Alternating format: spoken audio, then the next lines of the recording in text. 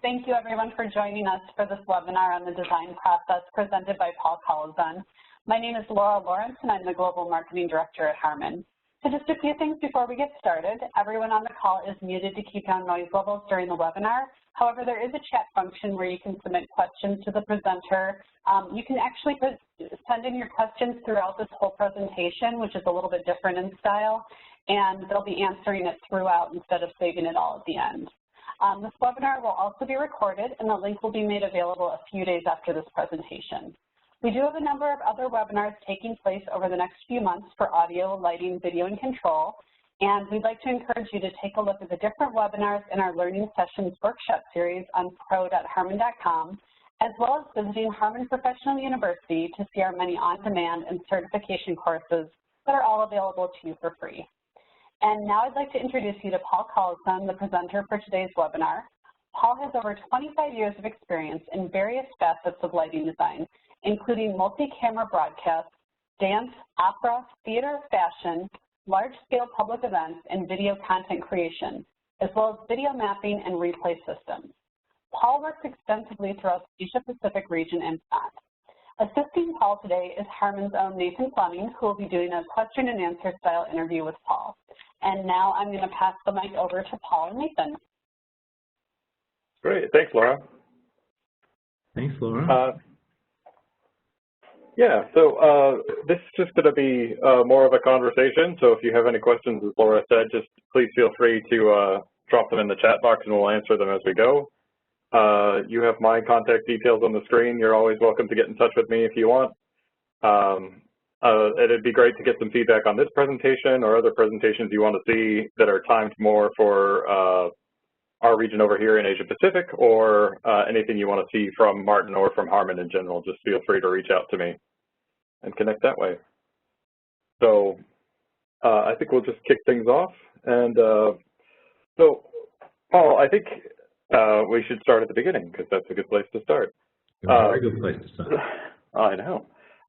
So I think what is interesting is how you get started on a design, especially for something large like a stadium show. What sort of inspires you to start that design and how that process works? Right. The toughest question and probably the longest question to answer first. Can you see Dale Martin's thing there? Hello, Dale. Just going to push you to the side. Look, I think it's a really difficult question to ask because I think every project that you do follows a slightly different path.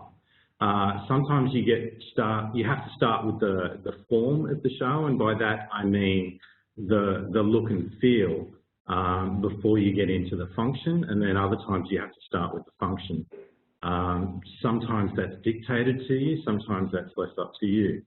There are situations where you get presented an idea and your job is to come in as a designer and augment the design, the aesthetic. And then there are other situations where you need to be the aesthetic.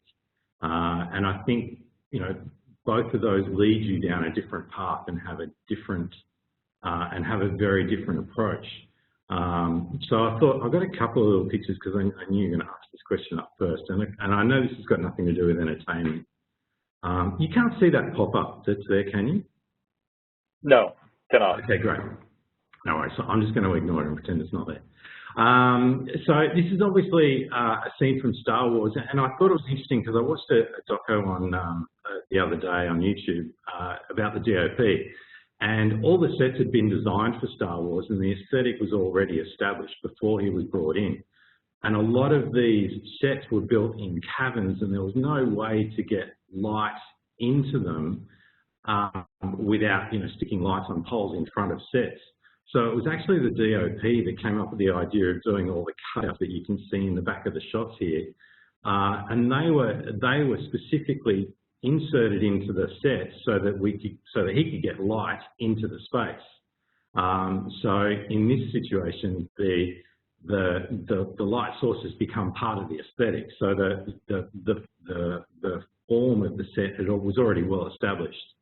So I thought that was actually quite fascinating that one of the distinctive looks of this epic movie series came down to the fact that there was nowhere to put lights, because otherwise these just would have all been hard surfaces in the design, the set design.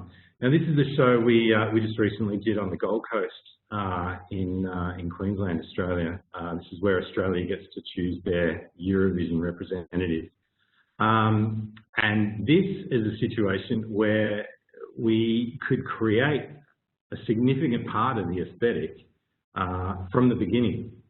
So which we did with fixtures. So as you can see there, the great wall of sources there was the aesthetic, and that was created in the lighting design. So the only thing that really existed to start with was, and it's a little bit hard to see in these pictures, was the kind of the deck of the Enterprise claw that sits around the stage there. So it's really hard to answer the question, where do you get started? Because there are so many points and so many avenues to go down from that very first, hey, can you like this show? Yeah. No, that sounds fascinating. I think one of the things we were talking about when we came up with this idea was how do you balance the needs of the audience in the space and the camera, you know, in terms of aesthetic and how you light things, and how does that kind of come together? Well, yeah, again, it's a good question. What's really interesting is that, you know, some time ago, probably pre-2007 and pre-smartphones, you were either doing a broadcast show or you were doing a live show. And there was a very distinct line between what you were doing. So if you were lighting for camera, you'd work out where your cameras are, and that's what you're lighting for. And any audience that was around that we just refer to them as wallpaper. They really were background to what we were doing. But you fast forward to today, and it's not, even in a broadcast environment, it's not just what goes to air through your broadcast cameras, it's what goes to air through everybody's phones, iPhones, Samsungs, Androids, whatever they have. It's what goes out on social media is sometimes deemed more important than what goes out on the broadcast cameras. So I find now, when I do a fashion show, for example, the client is as interested in how it looks on somebody's iPhone sitting halfway down the runway looking at a completely different aspect to the show than they are about the professional photographers who are taking the photos from the media pit where the show is orientated. So we tend to spend a significant amount of time trying to make the whole show look good. But having said that, you know, going back to this EAD show on the Gold Coast, for example, this is very much a broadcast show. So we are specifically lighting for the dozen or so cameras within the space. So every fixture, every lighting device, whether it be a video screen or a luminaire, is placed for the appeal of a camera. And of course, there are two different types of, we'll probably get into this later, but there are two different things that you're doing here. One is you're creating this, hopefully, beautiful aesthetic that creates excitement and drives the emotional narrative of a song. But we also need to see the performers. So lighting the performers so that the camera can see them in the context of this epic landscape is equally as important. So keeping that balance is just as important as looking at every other view. All right, I muted myself because there's hammer drilling going on in my apartment, so I apologize for that in the background. Not at all. So I think it'd be good to talk about, like, how do you work with color balance when you have so many fixtures that have aged differently and the lamps are all different and your sources end up, especially with reds, which tend to read very differently, you know, through the lens. How do you manage that with your shows? That's an interesting question, and again, it does differ from show to show. But I tend to start with the things that are less that are less malleable, I guess, than other things. So I've got another picture to look at here, so we don't all get bored looking at this. No, we'll come back to that. Stay here for a second. So in this instance, the video screens probably have the least amount of control in terms of being able to colour shift to an incremental degree. But we probably wouldn't start there. We actually tend to start with the key lights. I mean, the key lights are the lights that light the talent that we see on the screen.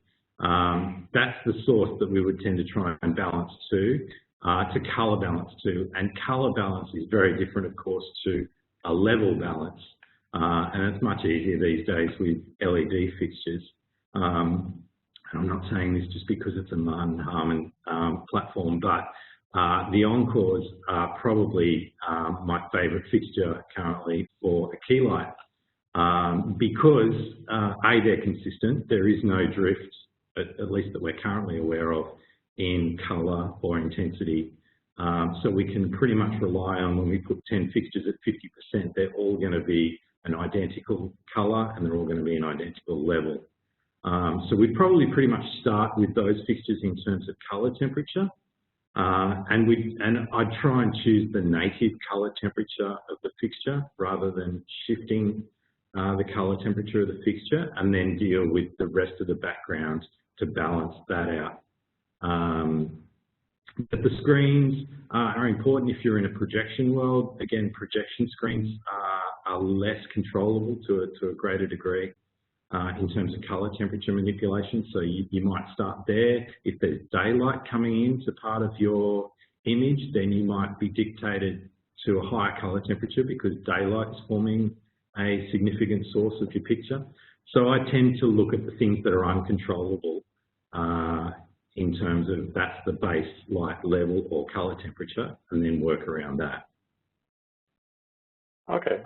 And how do you, when you're looking at like a new fixture, something that's just come on the market, how do you evaluate that? Do you look at spec sheets? Do you look at TM30, CRI data? Like what kind of draws your eye when you're looking for something new to add to a show?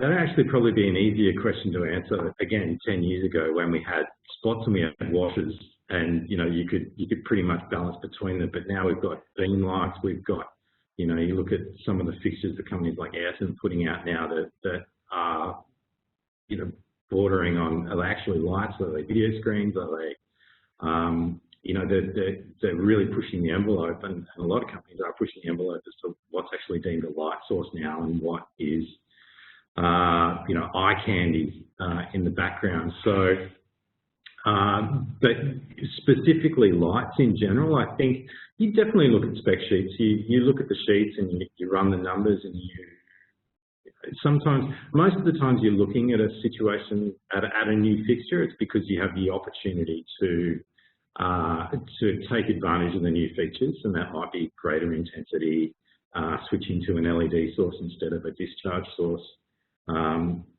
So you're looking at the new fixture with the optimism of using it, but those specs become important, but only up until you can get the fixture in your hands. And I think there's no substitute for getting a fixture in your hand and pointing it at something and seeing it with your eye, because you can sit there with a meter and the meter can be telling you that the intensity is perfect and the colour balance is perfect, but if your eye is telling you it's not, that's the thing I'll go with every time.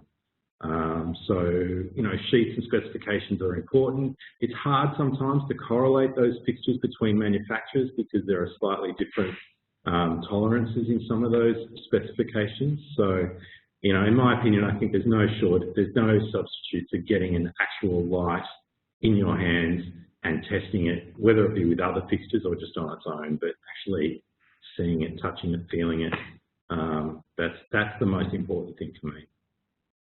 Okay. And then I think the other question I have, especially for broadcast, is on PWM. Like, do you have a refresh rate that you kind of follow as your standard for all your lights, or is there, you know, do you try to go with the highest rating or with the lowest, or how do you program that in? Well, that's a slightly tougher question to answer because it will greatly depend on what cameras you're using. You know, are you using straight ahead broadcast cameras? Are you using, you know, you might be in a film clip situation where people start using DSLRs and shooting on strange frame rates. You know, a lot of those situations differ, and sometimes a higher refresh rate might not necessarily be your best friend. It might cause more trouble than sitting at a lower refresh rate. You know, working in a sports environment where they're using super slow-mo cameras, it becomes really important to try and understand how many frames per second the camera is shooting and what the refresh rate of the fixture is, and determining whether you're going to have any trouble. And sometimes, again, the specs might tell you that it's going to be fine and okay, but until you get it in a real-life situation with the light illuminating something and the super slow-mo camera shooting it, you won't actually know that you've got an issue. Sometimes that can be fixed in the fixture. You know, some fixtures have selectable refresh rates that you can choose. Sometimes it's fixable in the camera. Sometimes if you fix it for your lighting fittings, you then develop a problem with the screens. So there are now multiple areas in which you need to solve the problem. Yeah. Do you see gen locking as a way to solve that? Like if you could gen lock all your fixtures and all your screens together with the cameras, or?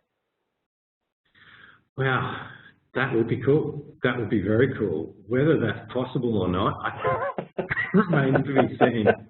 I think I'd hate to run all that cable. But, you know, maybe electronically there is a way to do that. I mean, of course, that would definitely fix the problem or go somewhat down the path of being able to fix that problem.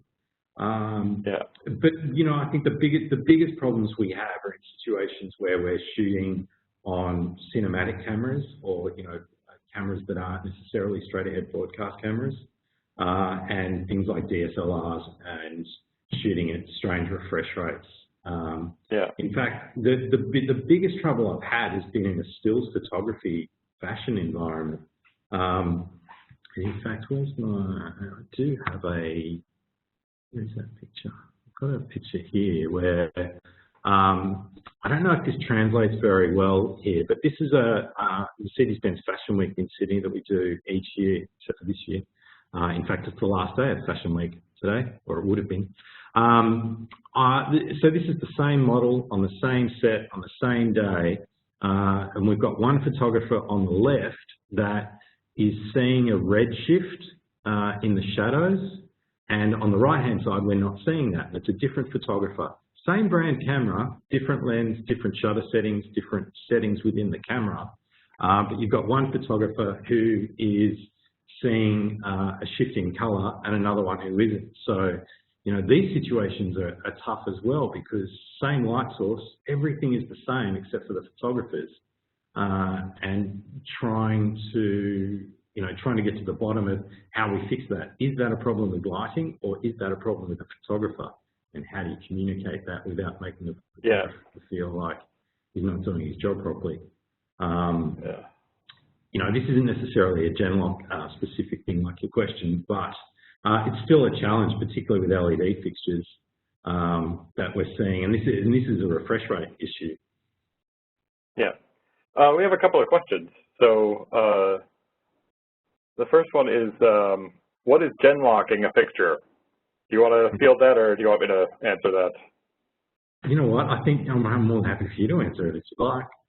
Oh, okay. Or Genlock? I mean, Genlock question.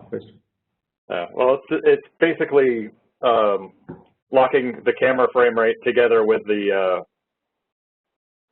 frame rate of the lighting, so that the camera and the lighting are aligned on that. So it's kind of it's like a world clock in sound, where everything gets a certain information that tells it where it is in time, and then it can align together so that all your refresh rates kind of line up. So it's a good example of this is if you see those videos on YouTube where you see the helicopter flying, but the rotor is static.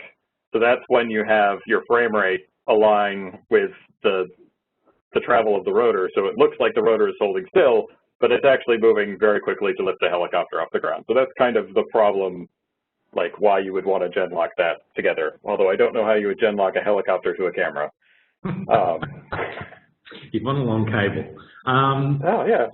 Yeah, it's a heartbeat that keeps everything locked and synchronized together, and it's specifically a broadcast, and we definitely do it in a broadcast environment where you want to make sure all the camera frame rates are all synced and locked together, and any sort of screens or projection are all refreshing at the same time, so that you're not seeing something half refreshed when the camera takes a snapshot. Yeah, and the other question is, with so many angles to cover in key light, not just broadcast cameras, but also red cameras, everyone's mobile phone, and then just live audience, do you find that it's becoming more difficult to cover all angles with just fixed key lights? Yeah, yes and no, and this, you know, you can't be all things to all people.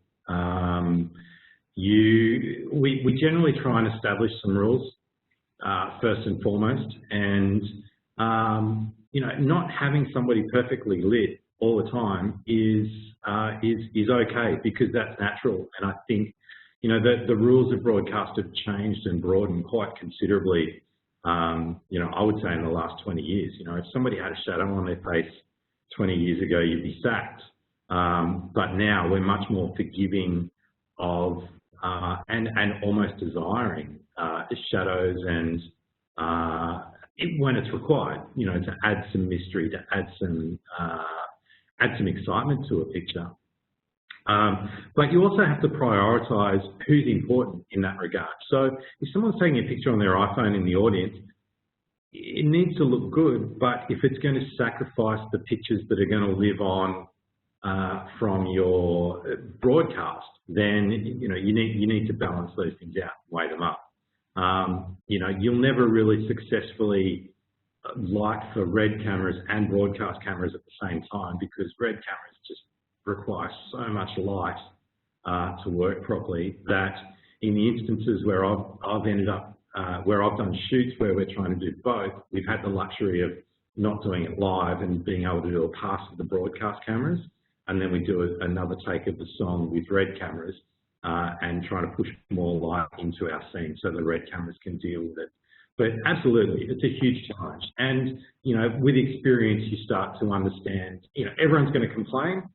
And with experience, you start to understand, well, your point's valid and I'm listening to you, and your point's valid but I'm not listening to you. Your point's valid and yes, I will half fix your problem. And just trying to balance, you know, it's a careful balance. Yeah. So, let's see, where are we?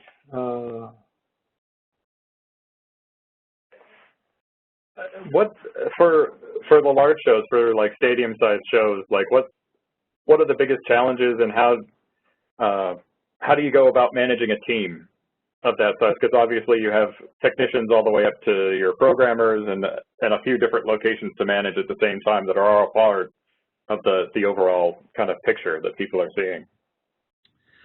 Yeah, look, managing the team, it's funny. I mean, I used to think being a lighting designer just meant that you had to make stuff look cool and, you know, and see something. And all of a sudden now I find myself at this point in my career, I'm part psychologist, part nutritionist, part travel coordinator, and, you know, and lighting has become this incremental thing that I do on the side while I'm trying to keep a greater team, not necessarily happy, but focused on what they're doing.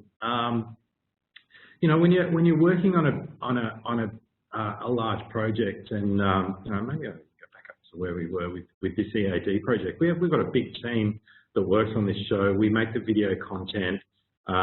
You know, we provide all of the front of house operators, so media server operators, key light operator, moving light operator. There are, what are there? There's 5 or 6 of us at front of house just running the show, plus another half dozen full-time systems techs just making the lighting rig work. So coordinating all those people and keeping them engaged and focused on their role is definitely a huge part of what I do now. And fending off interference, I call it sometimes. So, you know, when a a producer or an artist wants to talk about their particular song or their feel, I try and extricate myself from the front of house position so that we can go and discuss those things while the team behind the consoles can keep updating, keep fixing problems, and keep moving forward. So that certainly, running interference for those people sometimes is just as important as driving them and working with them. But when it comes to operators, I'm also and programmers, I'm a bigger believer in less is more. I've worked in situations where we've had 4 or 5 different programmers, but then if there's only one designer, then that designer really only has time to work with one programmer at any given time. So I would rather have a smaller team that works harder than try and go to a bigger team that inevitably means people are sitting around waiting for somebody else to finish before they can continue their job.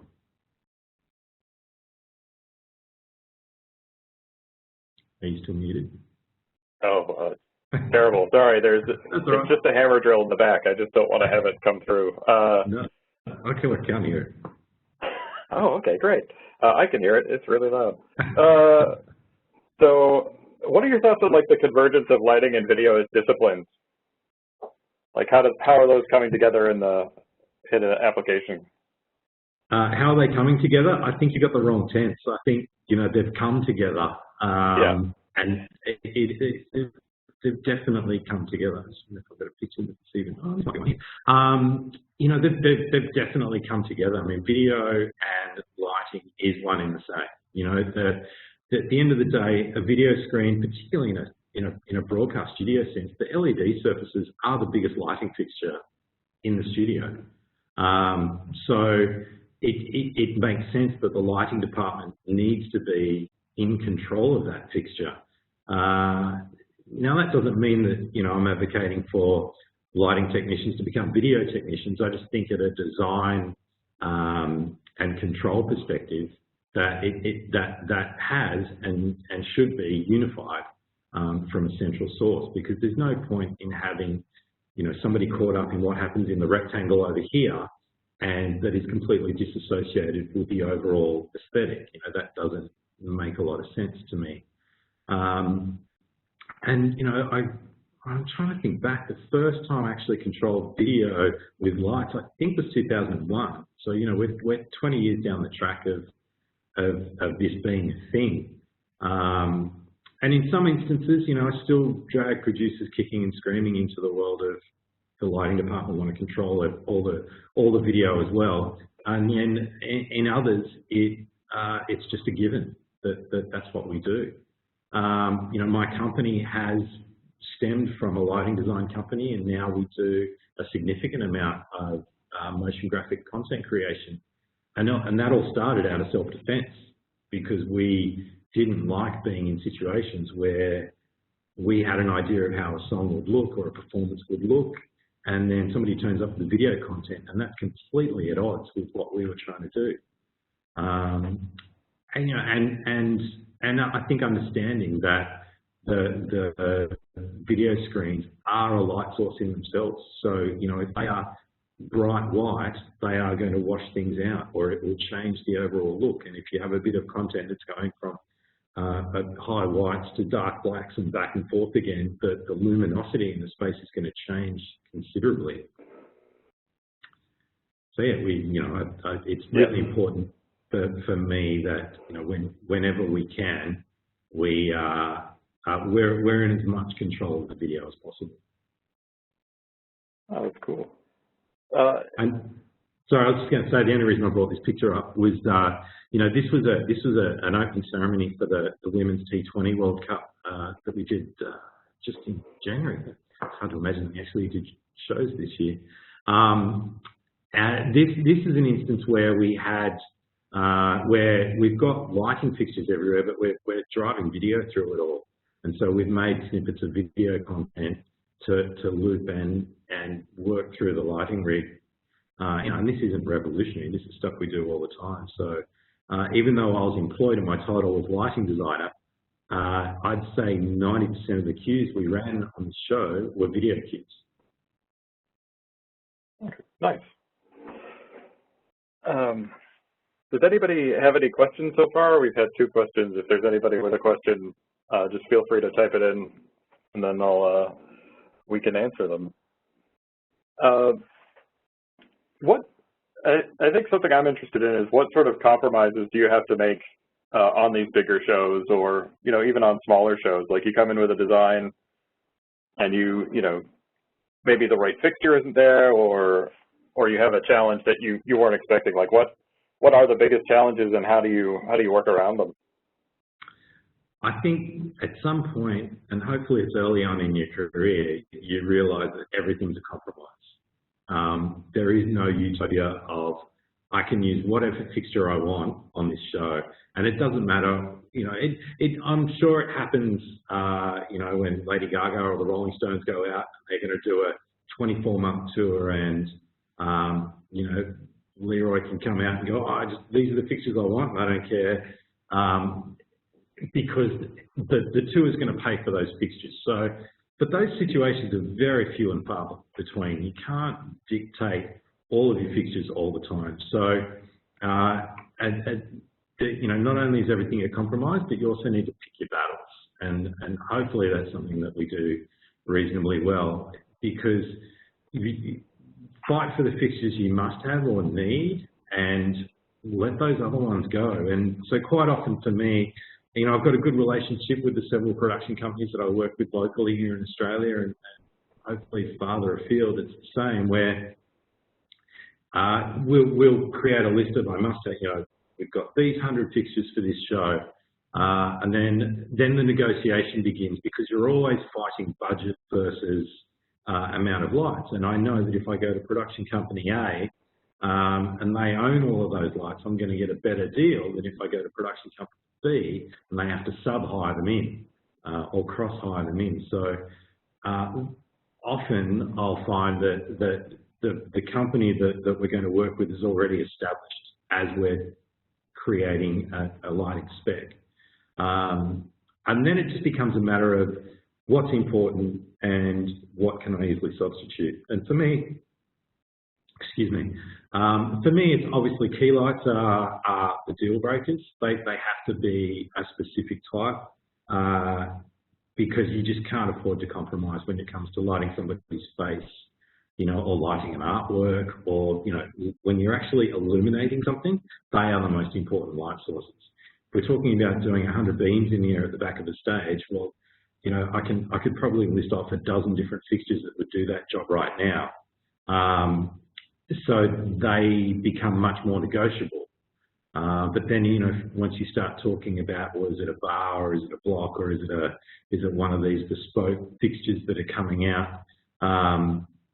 Does it have to be that, or can it be flexible? I think the big thing for me is just picking your battles and fighting for the fixtures that you know will improve the product, and then being more flexible on the rest of the system. Okay, nice. We have a couple of questions. What do you suggest for like a recent graduate from one of the art schools? Like, how do they gain experience to get into lighting design? Oh, geez, that's tough. It kind of depends on where you are, and I don't know if there's a tried and true formula. Where did that question come from, may I ask? Is it? I think Australia, South Australia. Yeah. Okay. Look, Sydney. I'm wrong. It's Sydney. Sydney. Oh, there you go. Sydney. Look, it really doesn't matter. Usually I would say just get in and go do as many shows as you can and volunteer your time, but there are no shows at the moment, so that makes it a little bit hard. It's a very tough market to break into, and it seems to be getting tougher. Even though you may have graduated from a well-respected institution, the hard part is getting out there and making your presence felt in the market. Nobody's going to give you a show straight up you know, a corporate show or a big show. You need to get runs on the board, so that could mean anything from working at the local RSL club to going to a venue and working at a venue and rigging lights. And you know, I've often said it, the people that come out of some of those institutions, you almost need to spend the next 12 months unteaching them everything they've learned and reformatting it in a way that suits, I don't want to say the real world, but I'm going to say the real world because it's true. Because life, our profession can't be compartmentalised into a box, and this is the formula. There is no formula. Every designer I know has come through the ranks in a different way. Some have studied and spent time in the theatre and then emerged as a designer out of the theatre. Some have run around television shows, plugging things in and watching and learning until they get to a point where the head of the studio says, oh, okay, well, you can do this small show at 3 a.m. on a Sunday morning, and then all of a sudden you get the 9 a.m. show on a Sunday morning before you graduate to doing the primetime shows.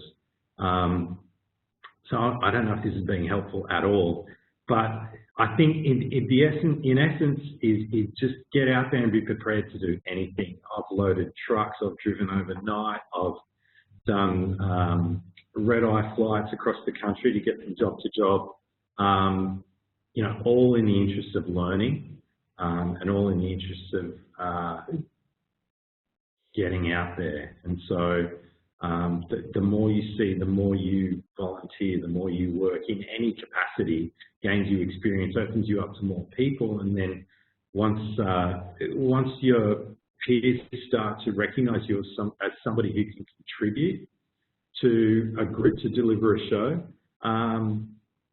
you know, that's the step, isn't it? I guess is getting to a point where you can contribute and your contribution is valued and deemed valued by a greater group.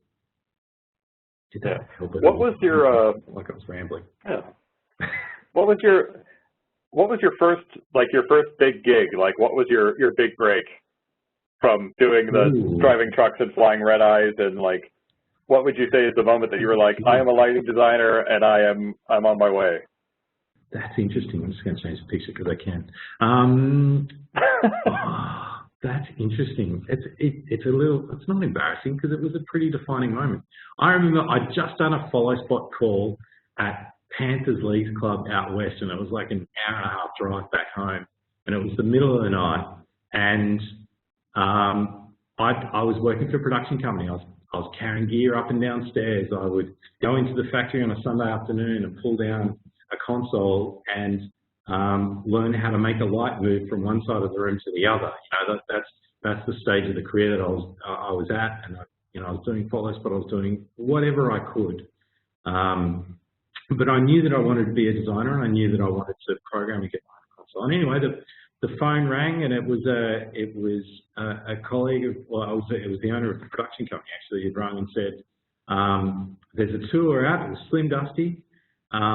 There's a tour out and they've rolled the truck and the guys are okay, but the lighting guy won't be able to continue the tour, and they want somebody to go out to the back of Burke tomorrow to light this tour. And I was like, me? Really? Like, is everybody else busy? And his answer was, yes. You do it. And well, look, you know, even if I was the last person on the list, at least I was on the list. And so I remember, next morning, you know, I had to cancel a few things, move a few things around. But yeah, jumped in the car the next day and drove 3 hours out west into the middle of the country. And for anybody outside of Australia who doesn't know who Slim Dusty is, he is one of the biggest country music stars in the country, or he was until he passed 10 years ago or so. And so not only was it my first tour, but it was like this legend of music in Australia. And I still remember one night we were out at the middle of nowhere, and we were having a barbecue on our one and only night off on that tour. And there I was sitting with Slim Dusty and his wife and his daughter and a couple of other people, and thinking to myself, stars for days, because we were out in the country, thinking, wow, this is actually really, really cool. So yeah, I think that was probably one of the moments really early on where I thought this could actually be something. Nice. Let's see. I'm just looking at the questions. Whether it's mentally or practically, how do you manage shows everything that can go wrong is going wrong? Oh, wow. Wow. That's, yeah, well, I have days like that all the time where I, wake up and the alarm's not working and my email's stopped and my computer's decided not to boot up, and then you get to the show and all of a sudden someone's lost the show file. I think the one thing that hopefully I do is not panic. And I know that sounds a little stupid, and telling somebody who's panicking not to panic is like pouring oil on the fire, but there's always a way out. And it might not be the best way, but there's always a way out. If it's all falling apart, sometimes you just got to take a breath, even walk outside the venue, go and take 2 minutes to yourself to take a breath, and then prioritize what's important. What can I do to fix the problem? I had an instance a long time ago now where I was doing a corporate show in a hotel in Sydney, and I had I think it was a hog too. And I was doing the dutiful thing and saving up to 2 discs, and everything was fine. And then the guy on the floor has said, all right, ready to open doors. Is everyone ready? I was like, oh, hang on one sec. I just need to save the show file. So I saved the show file to the 2 discs. And as the second save finished, the console turned off. Oh, that's weird. Reset it, turn the console off. I'm back on, and my show file had disappeared. I'm smart. I've got 2 copies of this. So I put the first disc in, didn't work, and now my hands are starting to shake. And put the second disc in and load, and now my hands are starting to shake. And that didn't load either. Now my whole body is shaking, and I've got this maitre d' on the floor going, come on, we're opening the doors now. And I'm freaking out at this stage, and I look over and there's a disc that I hadn't saved to that had come with the console that had the patch on it. So I loaded that. Unfortunately, that worked, and I had the patch. That was it. Not one cue was loaded in this show. So I panicked, of course. But at that point, I said to myself in mid-panic, okay, what's important? Audience are walking in. I need an audience look. So grab all the lights, put them up in blue, whatever, store, done. Open doors. So now the audience are coming in, and I'm slowly grabbing different fixtures and trying to do a bit of a stage wash and just trying to literally building the show as it flowed that night. And somehow got through it, which was disappointing in some ways because nobody noticed that I hadn't programmed anything and I was doing the whole night completely on the fly. But nice to know that, that up until that point, that was probably one of the worst things that could have happened to me in my career. But it just take a breath, what's important, step by step, go through and see what you can do. Cool. What console do you recommend for people to learn on? Like if somebody's starting to learn a console, do you think it's MA? Is it Avalite? That is a really, I mean, look, I don't know, do I have to, I guess I'm very close to MA. Both, that's the control platform that I've completely invested myself in. I don't have enough brain capacity to learn multiple platforms. And I guess I'm in a fortunate situation where I don't have to use anything else. I can dictate what I use or what's used on the shows that I'm designing on. Excuse me.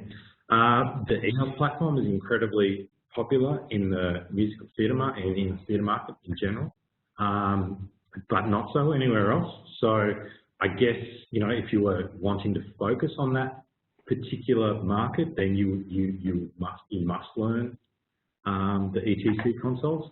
At the end of the day, that's a tough question because I will always say MA because of my personal opinion, but at the end of the day, it really doesn't matter asterisks, as long as you know how to use it. And that's the most important thing.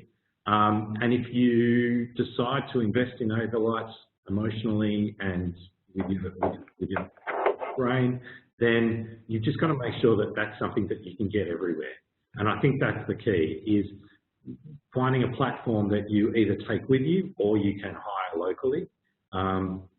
Because I've seen way too many people who, overlights aren't incredibly popular in this country, and so when somebody from overseas comes over to use those consoles, there isn't a lot of local knowledge. So if the person coming over doesn't know how to use it backwards, we end up with this terrible gulf of the production company or the venue saying, here's your console, we don't know how to use it, and a person going, well, I don't know how to patch it, I only know how to push the flash buttons. So, whatever it is that you decide to use, just learn how to use it well and make sure that it's a platform that is popular everywhere. The great thing about almost every platform, I believe, is that you can at least get a version that you can use on a computer, and you don't need the hardware to learn how to navigate the software. I think it's impossible to learn a console without having lights and without doing an actual job. But at least having the ability to access tools offline is important. So I think that would be a major deciding factor to make sure that, you have the ability to push buttons virtually. How has pre-visualization changed the way you program shows? And does that make your job easier to communicate with creatives? And my other question following this would be, how do you manage expectations between your visualization that is perfect and the reality that is not so perfect? You hit the nail on the head. As soon as anybody mentions the V word to me, I have to stop and say, right, there are two types of visualization. There's the type that's useful for me as a designer and useful for the programmers that I work with. And there's the type that makes pretty pictures for you to stick on the wall or for you to show your client. And they are very different. There is no middle ground to create pretty pictures that are useful for us or or vice versa. And I make sure I try and make that expressly clear with my clients, because there is no such thing as the perfect visualizer. It doesn't exist. The only perfect visualizer is here. Well, actually in here. So when you start using a visualizer and you are looking at the screen and you can't identify what's going on, but when you look at the console and you program that, you know in your head how it's going to look. Visualizers are great for doing positions, making sure that the blocks of work that you're achieving are done, and getting you in a great position for the live experience. But inevitably, if you've done it that way, the pictures aren't going to be great. And if you start making changes to the programming to make the pictures look cool, then you're undoing the programming, and what you expected is not going to be what you see when you actually plug into real life. So visualizers are great for learning, great for pre-programming, but as long as you don't rely on the visualizer being an accurate representation of how things are going to look, draw on your experience and draw on your knowledge of what the console is telling you, not what the visualizer is. Yeah. Oh, that's great. I think that's quite interesting, because you see the visualizers and then you see the renders all the time, and it's always very different. So that's cool. Well, it is, and and the latest fad is grabbing a cool picture of your show and then bringing the visualizer in next to it, and they're getting better. I've got to say that there are some phenomenal visualizer packages out there right now, but there still comes a point where you just need to make a mental note that, no, the work I'm doing on my console is right, and I'll make those changes when I see the actual lights. Yeah. Kind of smashing a couple of different questions together. Do you ever find that you start nerding out, and then you end up having something that's technologically cool, and you just focus on that, and it just sucks all of your energy in because you're like, wow, this is really neat, but it doesn't really do much for the show. Yeah, definitely in years gone by and times gone by, yes. But that is something that, you know, again, it was like this little light bulb that went off in my head one day. I was like, yeah, that's really cool that got this macro that triggers this, that makes a mouse run around on the walls and ducks a ball and comes down and pushes the go button. But I'm the only person that sees that. You know, I do it all the time. All the time I ask myself that question. Is this effect cool because I've just learned a new way of writing an effect? Or is it cool because it's cool? And, you know, in the last, 2 or 3 years, I've really started to step back from programming myself and trying to be a real designer and just look at the pictures. And that's helped in a lot of ways because I often found when I was sitting behind a console, I'd look down to do some work and then look up for the next thing. So there were great periods where you weren't actually paying attention to your end product. And you could get caught up with, oh, this is cool because I'm triggering this and that's doing that and that's good. I'm going to change the color of this and the way this is labeled. And then you look up and it looked the way it did 10 minutes ago. You've just made a more complex way of doing it. Or you're mapping video to something. Lots of people get excited about mapping video to this, mapping video to that. But I honestly believe if you've got a good effects engine that maybe 80% of the time, you'll get a better result out of the effects engine than you will mapping video to something. And the audience don't know the difference between an effect from a console or a video map. They just know what looks cool. So yeah, it's something that I think as a designer and a programmer, you need to ask yourself quite often, is this cool? Or, do I think it's cool because it's complicated?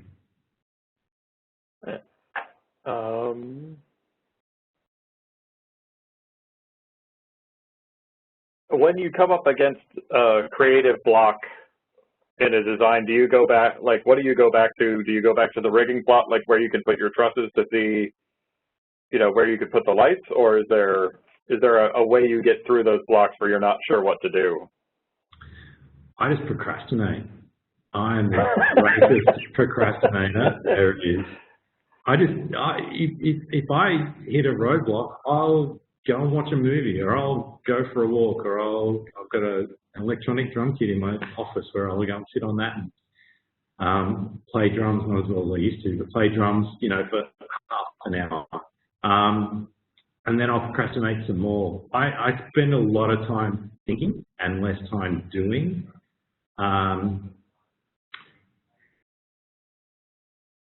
And I do that, and that works for me. I don't know why, but it just does.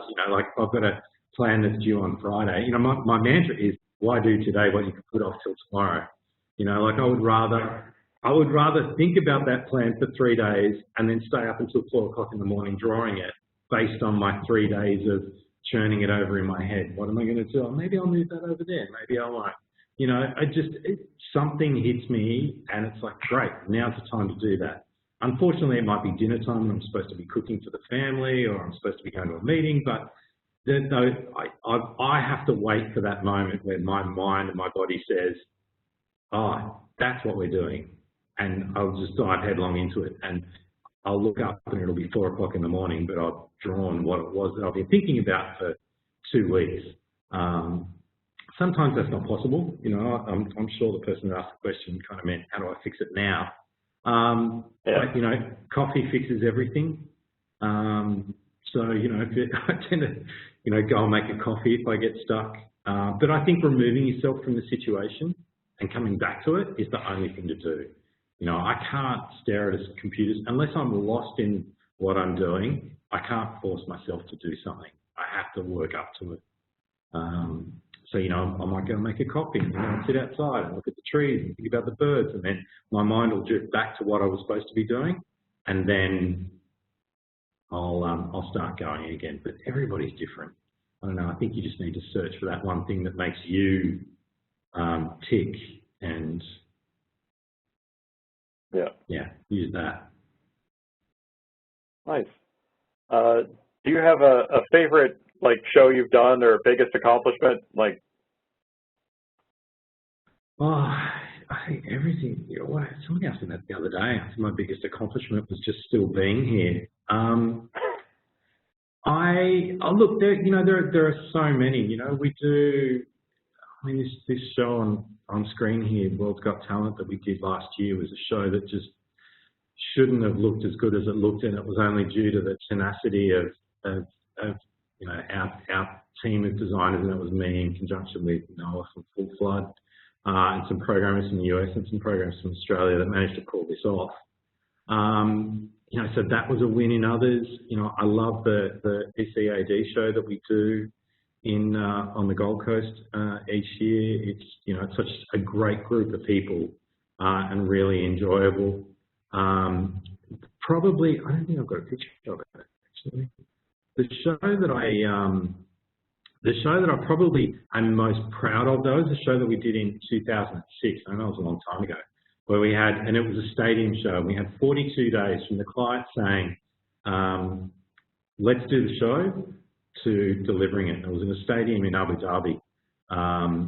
And it was just one of those situations where we had a great group of people that sat around and said, right, can we do this? And somebody would say, yeah, we can do that. I reckon we could stick a big thing out on the field and people can paint it live and do that. Great, we'll do that. Can we fly somebody in? And the engineers go, and within 2 minutes would say yes or no. And so there was this really proactive, pragmatic situation where where the team just gelled and managed to deliver this world-class stadium show in 42 days, including bump-in rehearsals and whatnot. And in an environment in the country that didn't necessarily have all the infrastructure that we needed. So, there are those things that you look back on and think, wow, I was quite proud of that. But, one of the favourite show thing, there are lots of them. But my favourite shows now are the shows with good people. We spend so much time in our industry getting to the end result and working for that applause or for that moment of the show, that you can't always live for that moment. The journey has to be pleasant as well.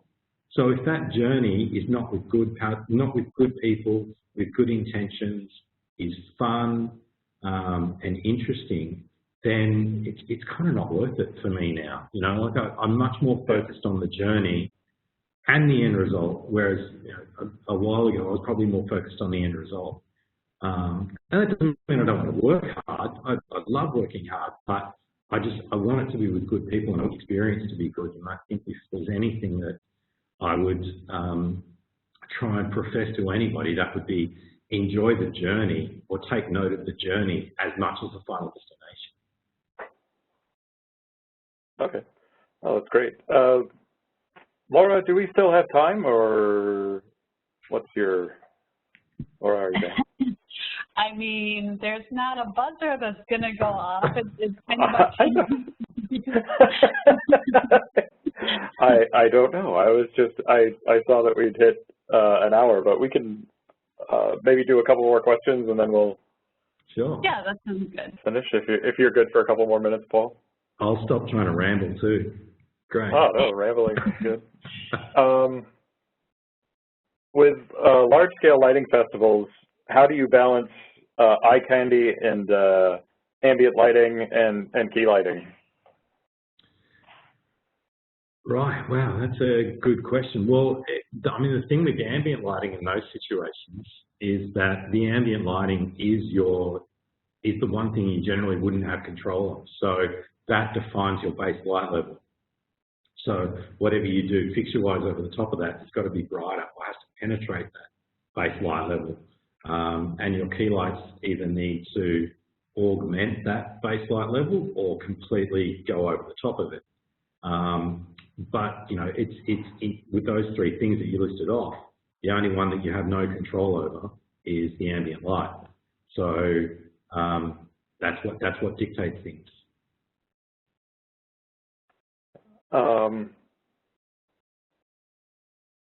if people are going to go and learn how to do lighting design, do you think that like a university program is the better way to go, or do you think it's better to go out, get some experience, and then like go back to university after you kind of like understand where the industry is and what's sort of going on right now? That's an interesting question. I mean, look, I've never had a client ask me for any sort of qualification that I may have done, or what are my credentials, because I guess fortunately I come from a time where everything was based on experience. I'm a massive believer, and there is no substitute for experience. And like I said before, if you go into an institution and you get taught something, it's from a particular point of view. We're incredibly lucky in Australia and New Zealand and most of Asia that, probably to a slightly lesser degree, that we tend not to get pigeonholed into a particular genre so much. Like I feel like I'm incredibly lucky to be allowed to work in opera and work in broadcast and work in the corporate world. And so by being able to genre hop means that, I can grab a whole lot of experience from those different genres and pull them together. Once you learn at a particular institution and it's skewed a particular way, then you come out in that way. So if you come out of an institution that's focused on theatre, then you don't have any experience in broadcast, you don't have any experience in corporate. You're trying to use those values and those workflows in different genres that might not be applicable. So whilst formal learning I think is great, I think that the first thing when you come out of one of those institutions that you need to do, and it's easier said than done, is to think, okay, great, I've learned that, now I need to learn the rest. And the learning never stops. I never stop learning, still and researching and looking at things every day. But yeah, I think coming out of an institution, you definitely need to readjust and think, okay, I've learned an aspect of this greater industry. Now what else is there to learn? Unless you want to stay in that particular genre or vein. We talked about this the other day. Time code. Where is it useful? Where is it not? And how do you use it in your shows? Time code is the best thing ever, but it does have its limitations. Time code, for those who don't quite know what it is, it's another clock that's synchronized, that is generally played from the same source that any music is played from. So it works great on any show where there's an audio department that are pushing play on a track. And then that separate track can come into your lighting and video control systems and automatically trigger cues. Now the great thing about that is that it gives you a reliable point in time that you can trigger a cue with a video cue and a firework cue or an automation cue, and it really synchronizes everything together. It's something that is very simple. Timecode's been around for 50 years. It was originally invented to keep pictures and audio synchronized in a movie cinema environment. But it's invaluable when we talk about doing public ceremonies like an Olympic or a Commonwealth Games ceremony, or any sort of TV show where there's any sort of performance involved, or a trade show where there's a music track which has an audio and lighting augmentation. Yeah, the time code's incredible, and I would think anybody who wants to branch out into, well, not even branch out, but anybody who's into lighting really should be understanding time code and its nuances so that you can apply it wherever you can.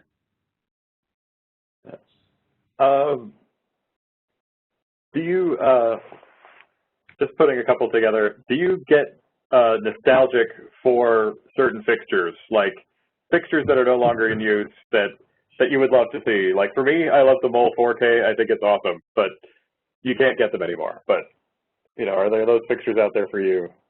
Oh, there are, like there was nothing better than a BL5. That was the coolest thing ever, and but those things don't exist anymore. Oh, they do. Well, they do, and the BL500 is not a BL5. Yeah. But, I again, not because this is a Martin or Harman platform, but the very first moving light that I used was an old scanner, RoboScan 1004, with a horrible little panel controller that I could never properly use. But that was the first moving light I ever used, and I definitely romanticize about those a little bit. Mac 500s and 600s were the first moving lights that I was really allowed to use. I wasn't in the Very Light Club, so I remember trying to talk to the local Very Light lessee in Australia about getting some data on their fixtures in case I wanted to use them once, and they basically laughed at me and told me that I was never going to get my hands on it. So the first nodding buckets that I really had the chance to use were Mac 500 and 600s. So, yeah, there are definitely some fixtures that you look back at and romanticize about, and they're probably nowhere near as cool as they are in retrospect. But, any tungsten source, I love tungsten as a source, and there are so many different variants on different tungsten fixtures that have a sort of, a texture and a feel to them that modern fixtures just don't have, and maybe one day will, but I don't think that's romanticizing. I think that's true. I think LED to tungsten is what CDs were to vinyl, except, probably LED has more positive aspects than maybe CD did to vinyl. Oh, cool. I think for the last question, is there anything that you want to talk about before we close it up? I don't know. I just noticed that I had this little slide here that there are two things that I stumbled across. Well, the Henry Ford one I've known for ages, but the other one is what being a lighting designer means. And I'll start with that because I probably should have referenced this when you asked the question. But people ask what do you do? And it's like, where do I start? Turn lights on and off. But the role of a lighting designer is so expansive. You need to understand CAD and how to integrate your design onto a drawing into a greater show. You of course need to understand light, reflection, refraction, color, temperature, intensity, balance, all of those things. You need to understand video because, as we've already said, video and lighting is incredibly ingrained in one another now. Sometimes you need to be a production designer. Sometimes you are being asked to provide a complete aesthetic and not just illuminate something, but you need to create the environment. You need to understand networking so that you can get your protocols out to the world. Even if you don't know it to the nth degree, you just need to understand how a network, how a lighting network particularly, works. You need to understand about lighting programming. Even if you're not behind a console, you still need to understand how a programmer works so that you can properly communicate with somebody behind a board so that they can realize the vision. And a software engineer, geez, trying to get this program to talk to that program via this program and trigger that. There's so much involved in that. I'd add you need to be a barista. You need to be a nutritionist. You need to be a psychologist. There are so many things that being a lighting designer actually means that it's not a very narrow. At least in my experience, it's not a very narrow path. And then my other one was the Henry Ford one, because I often say clients and producers sometimes are the worst communicators in the world because they're very good, or people, not so much clients, but just generally people. And by that, I need to give you an example. So, you say, we need to open the window. and someone looks at you and says, okay, I'll open the window. And they open the window, and then the wind blows and paper gets blown everywhere. And when you really look into the situation, what I really wanted was to cool down because I was hot. Now, the real solution to that problem was to turn the air conditioning on. Then we wouldn't have blown the paper all over the room. But instead of communicating what my problem was, I communicated what I thought the solution was. So particularly when I'm dealing with clients and producers and other creative people, sometimes getting to the root of the problem is more important than understanding what they think the solution is. And that's why I love this Henry Ford quote, which is, if I asked people what they wanted, they would have said a faster horse. Now, for people who don't know who Henry Ford is, I'm all of a sudden thinking, he pretty much invented the motor car. He was asked once, why did you invent the motor car? And his response was, if I asked people what they wanted, they would have said a faster horse, because horses were all people knew about. But what they really needed was a motor car. But their solution would have been, let's make the horses go faster, make them go for longer without drinking. But truly revolutionised things. And I think that's an important, when it comes to communication, even as a leader, as being part of the team, communicating the problem rather than what you think the solution is incredibly important. Nice. No, I think that's we're just about 12:15. So I think that's wrapping it up. Laura, I think that was a good point to end it on. I liked your last point. I like that one too, definitely. All right, wonderful. Well, thank you both so much for doing this presentation. I think everybody had a really great time. You can see that their contact information is up on the slide here. So if you have any additional questions, you can reach out to Nathan's contact information is there. And I'm sure he could pass on any information that you're wanting to get to Paul as well. As a reminder, this webinar was recorded, so if many of you wanted to watch the recording, that will be released in a few days. And all of the upcoming sessions for additional webinars are available on pro.harman.com. So thank you so much for everybody joining, and have a great weekend. Thanks, guys. I just want to say thank you to everyone as well. Really appreciate anybody logging on and watching, and thank you, Nathan and Laura, for having me along.